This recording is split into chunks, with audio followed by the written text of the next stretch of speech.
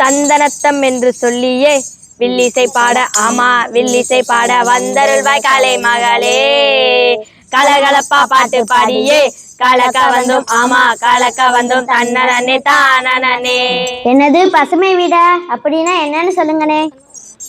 மாடி தோட்டம் வைக்கணும் மழை நீரை சேமிக்கணும். மாடி தோட்டம் வைக்கணும் மழை நீரை சேமிக்கணும். மக்கும் மக்கா குப்பைகளை தக்கப்படியே ஆமா தக்கப்படியே தரம் பிரிக்க வேணுமுங்க.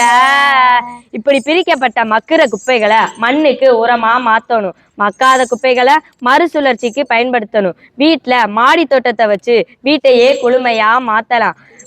மழை நீரை சேகரிச்சு நிலத்தடி நீர் மட்டத்தை உயர்த்தலாம். இதெல்லாம் இது வீடு பசுமையான நாடு பசுமையா மாறும். பாரம்பரியம் என்னன்னு சொல்லுங்க. இப்ப பாரம்பரியம்னா என்னன்னு சொல்லுங்கண்ணே. வழி வழியா வாழ்ந்து வந்த வாழ்க்கைதான் பாரம்பரியம். வழி வழியாய் வாழ்ந்து வந்த வாழ்க்கைதான் பாரம்பரியம். குழந்தை விளையாடிய விளையாட்டும் பாரம்பரியம். குழந்தை விளையாடிய விளையாட்டும் பாரம்பரியம். பழங்களும் காய்களும் உண்டதும் பாரம்பரியம். பழங்களும் காய்களும் உண்டதுதான் பாரம்பரியம். நம்ம முன்னோர்கள் வழி வழியா எப்படி வாழ்ந்து வந்தாங்களோ அதுதான்ப்பா பாரம்பரியம். அதாவது அவர்களுடைய வாழ்க்கை முறை, விளையாட்டு முறை, உணவு முறை இதெல்லாம் ஒன்று சேர்ந்ததாப்பா பாரம்பரியம். மேலும் விளையாட்டுக்களை பத்தி சொல்றேன், கேக்குறீங்களா? பாரம்பரிய விளையாட்டுக்களை சொல்றேன். பசங்களா செல்லுற விளையாடுற விளையாட்டு மட்டும் தெரியுமா? அது மட்டுமா சுச்சா டோரி அட்டோரோ என்னென்னமா சொல்றாங்க பாரம்பரிய விளையாட்டு, அதை பத்தி சொல்லுங்கண்ணே.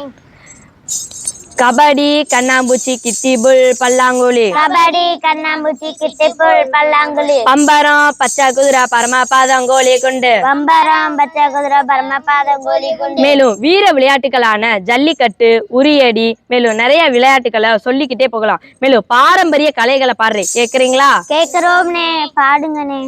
கோலாட்டம், கும்மியாட்டம், கரகாட்டம், மயிலாட்டம். கோலாட்டம், கும்மியாட்டம், கரகாட்டம், மயிலாட்டம். வில்லுப்பாட்டு, பரதம், தெருக்கூத்து, பொம்மலாட்டம். வில்லுப்பாட்டு, பரதம், தெருக்கூத்து, பொம்மலாட்டம். மேலும் வீணை, புல்லாங்குழல், மத்தளம், நாதஸ்வரம்னு நிறைய பாரம்பரிய கலைகளை சொல்லிக்கிட்டே போகலாம். மேலும் பாரம்பரிய மருத்துவம், திருவிழாக்கள் நிறைய சொல்லிக்கிட்டே போகலாம். இதெல்லாம் நம்ம முன்னோர்கள் நம்ம மகிழ்ச்சியாகவும் அன்பாகவும் வாழ்றதுக்கு நம்ம முன்னோர்கள் சொன்னது.